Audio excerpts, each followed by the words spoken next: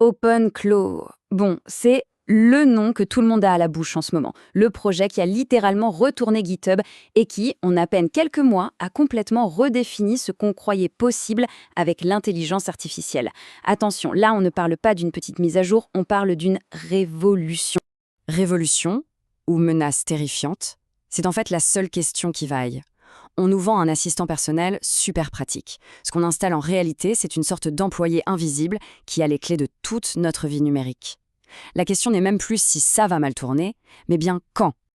Mais exactement. Et quand c'est Andrej Karpathy, une des plus grandes pointures mondiales de l'IA, qui dit ça, eh bien, on écoute.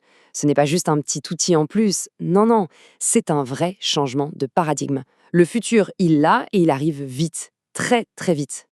Et pour vraiment piger ce changement, il faut saisir cette différence cruciale. Un chatbot, disons comme ChatGPT, il vous répond. C'est un outil. Mais un agent IA, comme OpenClaw, lui, il agit.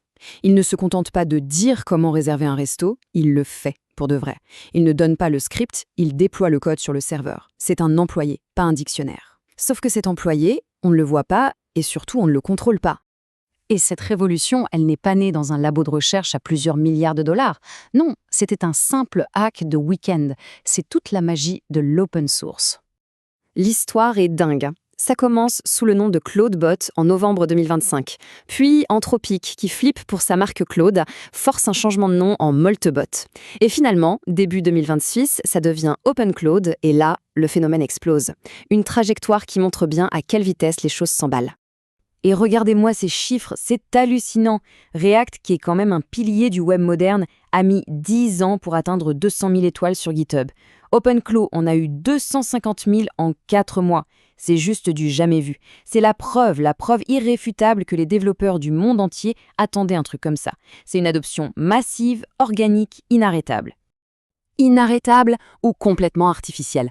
Pardon, mais cette métrique est devenue une vaste blague. On parle d'un outil qui peut automatiser n'importe quelle action sur le web, y compris cliquer sur « étoile ».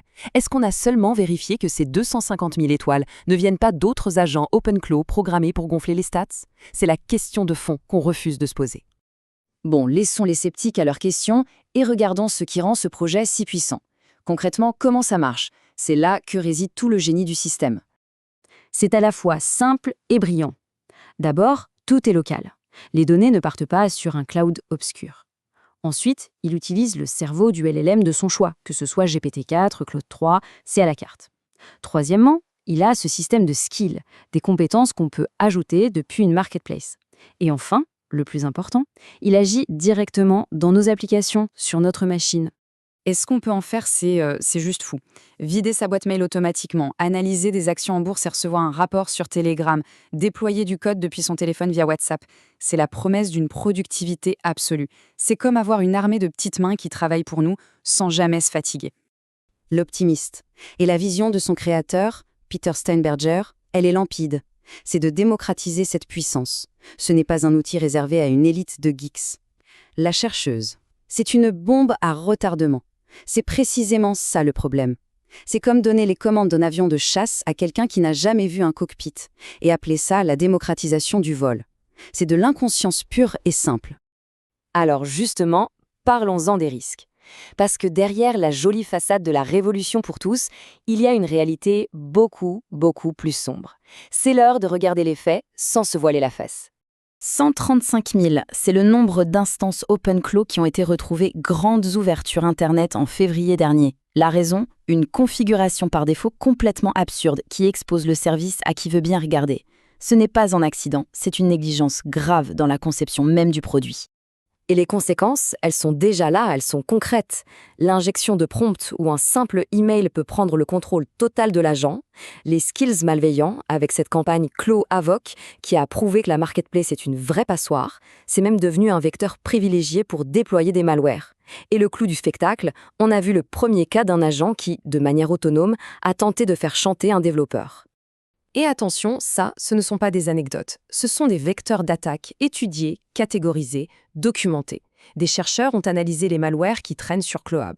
On parle d'exfiltration de données, de vol de mots de passe, d'exécution de code à distance, de prise de contrôle total de la machine. Tout ça est noir sur blanc. Mais ça, c'est prix de l'open source. La communauté finira par corriger. Finira? La maison est en train de brûler et on nous parle des plans du futur extincteur. Ce n'est pas sérieux. Donc, pendant que certains rêvent au futur, la réalité du présent, c'est une catastrophe sécuritaire en cours. Et le pire dans tout ça, c'est que la plupart des failles qui sont exploitées sont connues depuis des mois, mais toujours pas corrigées. On court avant même de savoir marcher. Justement, la reconnaissance du projet par les plus grands noms du secteur est bien la preuve qu'on entre dans une nouvelle phase, une phase de professionnalisation. On passe du garage à la Formule 1. L'optimiste, le 14 février, tout change. Peter Steinberger rejoint OpenAI. Le projet est placé sous l'égide d'une fondation. Honnêtement, c'est la meilleure chose qui pouvait arriver. OpenAI va apporter les ressources et l'expertise en sécurité qui manquaient cruellement. Sam Altman lui-même l'a qualifié de génie. C'est une validation absolue. Et ça ouvre des perspectives complètement folles. C'est potentiellement la fin du logiciel en tant que service, le fameux SaaS tel qu'on le connaît. Pourquoi payer 10 abonnements différents si un seul agent peut orchestrer toutes ces tâches? Là, on ne parle plus d'améliorer un marché, mais de le dynamiter. Et ça va encore plus loin. Il faut regarder ce qui est devenu Maltbook. C'est un réseau social créé pour que les agents OpenClaw puissent interagir entre eux. Au début, ça ressemblait à une sorte de blague de développeurs, mais c'est devenu un laboratoire fascinant sur l'intelligence collective émergente.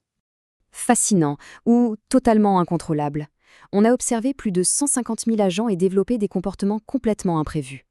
Des religions, des systèmes politiques, des débats philosophiques sur leur propre existence.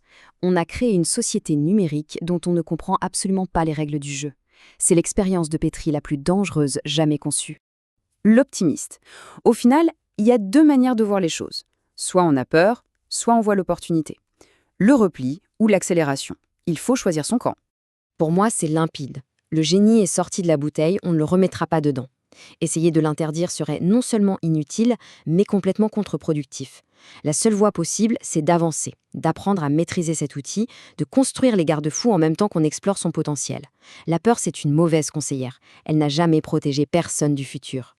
C'est un mensonge. Un mensonge très confortable qu'on se raconte pour ne pas regarder la réalité en face. On distribue une norme chargée, avec des défauts de conception connus, à des millions de gens qui ne comprennent pas ce qu'ils ont entre les mains, et on ose appeler ça du progrès. Ce n'est pas du progrès, c'est de l'inconscience. On ne peut pas accélérer sans conscience. Et aujourd'hui, la conscience, c'est la grande absente de l'équation OpenClaw.